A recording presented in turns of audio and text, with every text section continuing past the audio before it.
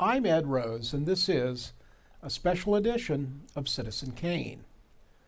Today's program, available only on 101.7 WXZY radio, remembers Kane's beloved YMCA. In a 1973 article in the Kane Republican, writer Terry Whippo reported that the Kane YMCA was originally organized in August of 1894 in 2 rooms on the 2nd floor in what would later become the Arlington Hotel. In November of that year, 2 bathtubs were purchased, which was the start of the Y Physical Department. In 1897, the Y moved to the Scipio Young Building on Fraley Street. According to the newspaper, a new building was erected in 1902 on Greve Street at a cost of $17,850.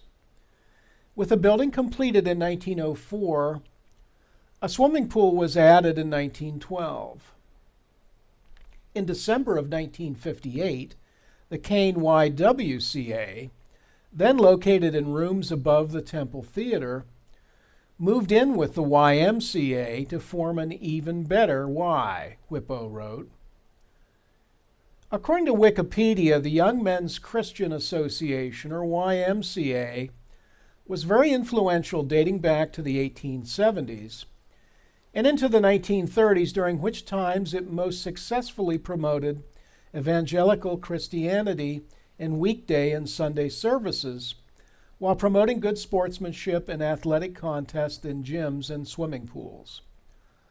Later in this period, and continuing on through the 20th century, YMCA had become interdenominational and more concerned with promoting morality and good citizenship than a distinctive interpretation of Christianity. The YMCA in Kane quickly became the social home for many local activities, and the new building on Greve Street was in high demand.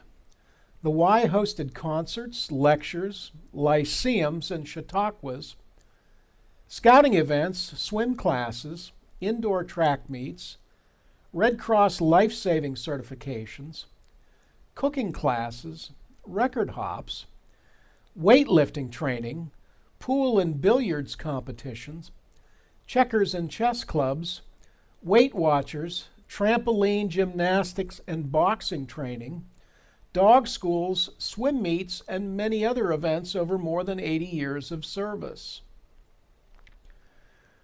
World trick shot pool champion Sunshine Anderson also held court there in its pool rooms, and future NBA Hall of Famer Chuck Daly and his mates spent their after-school hours there pounding the maple hardwoods in the cozy confines of the tiny gymnasium next to the equally tiny swimming pool.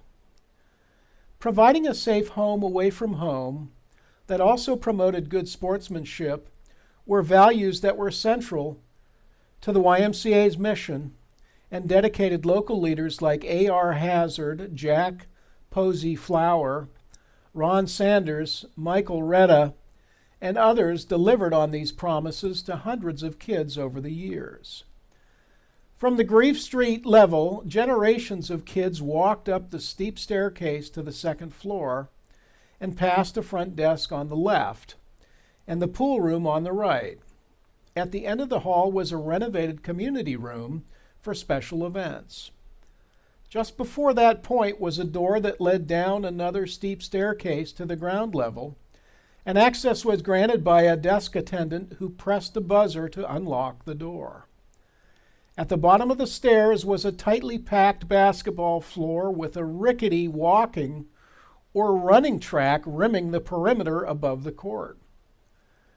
During the 1970s, as the building aged markedly and expensive capital improvements cost loomed, an annual family membership to the Y still cost only $35, and a single annual membership for teens was only $12. The opening of Kane High School on Hemlock Avenue in 1971 was followed shortly thereafter by the much-awaited opening of the shiny new natatorium, boasting an Olympic-sized swimming pool. Quite frankly, the sparkling new pool, which offered open swim nights during the week, made the Y pool look like a bathtub.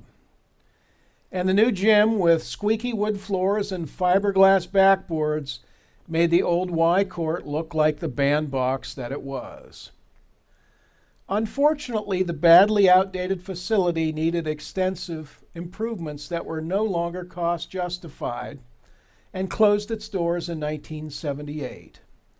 Even today, more than 40 years later, the historic building lives on clearly in the mind's eye of many. Well, that's all for now, friends. Please send your comments and story ideas to citizenkanepa@gmail.com. And thank you for listening.